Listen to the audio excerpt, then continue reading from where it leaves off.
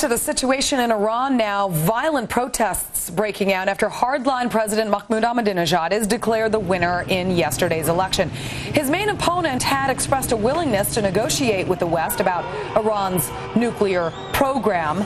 But at the end of the day, does it really matter who's president when the Ayatollah is the actual supreme leader of Iran? Let's ask the author of The Iran Threat, President Ahmadinejad and the coming nuclear crisis, Alireza Jafarzadeh. He's also a Fox News foreign affairs analyst. Thank you so much for coming on. I'm going to get to that one point in just a moment regarding who the real supreme ruler is and whether the president being elected or not really makes a difference. But just want to, touch on this particular election because Iranian reporters are saying that there was an astonishing turnout at the polls, but the reformer Mir Hossein Mousavi calls the election a charade and claims, in fact, that his supporters were confined to their homes. Do you believe that happened?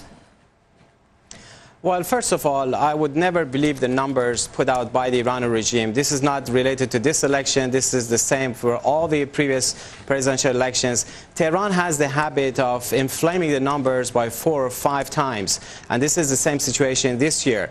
The elections is certainly the sham elections, not just because Mousavi wasn't elected, but because we're talking about an election that there were 4 candidates, all 4 endorsed by the Supreme Leader, screened by the Guardian Council, which is also endorsed by the Supreme Leader, and all of them express their allegiance to the Supreme Leader and the Velayat Faqih system, the clerical system in Iran. None of them differed significantly when it came to domestic situation or their international policies. Right. So in reality, even if Mousavi was elected, it wouldn't have made much of a difference. That's the worry, because what happens next? I mean, you actually write about the fact that all this did was essentially buy Iran time to further repress its people and the people of other nations and build a bomb. Well, that's exactly the same situation, Julie. Here's the situation. The people are expressing their anger against the Iranian regime, as you saw in the street protests. These protests are not about supporting Mousavi. These are not people or students who are carrying, green banners or green headbands to support Mousavi. These are people who are expressing their anger against the entirety of this regime, saying death to the dictatorship.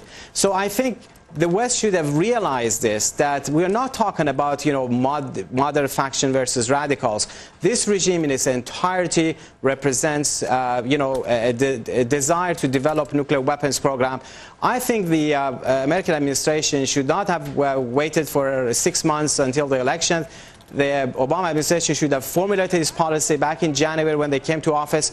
I think they should take the opportunity right now and pursue a very decisive policy, comprehensive sanctions, arms, oil, economic and diplomatic sanctions, and at the same time reach out to the same population that we see in the streets who are dissatisfied. Mousavi, unlike Ahmadinejad, has actually expressed willingness to negotiate with Obama and other Western leaders about Iran's nuclear program. But like you just said, if it doesn't really matter which of these men became president and the Ayatollah Khomeini and his mullah truly run Iran, what does this mean for the future potential of, let's say, President Obama's wish to sit down with Iran's president? That is something he did say in his presidential campaign.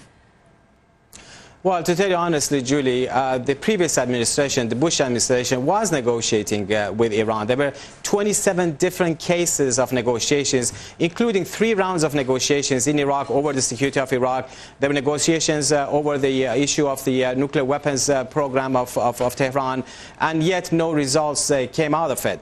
So I don't think that would change anything. I think the Obama administration should quickly put together its policy. And remember, Condi Rice and the Bush administration offered a package of incentives over the nuclear issue, yet Tehran rejected. And you have the same regime in power. So we need to pursue a totally different policy, a policy that would reach out to the Iranian people, to the students, and remove all the restrictions against the Iranian opposition, and recognize the rights of these people who are in the streets who say death to dictatorship. All right. Alireza Jafarzadeh, thank you very, very much. Great. Thank you. Hey, school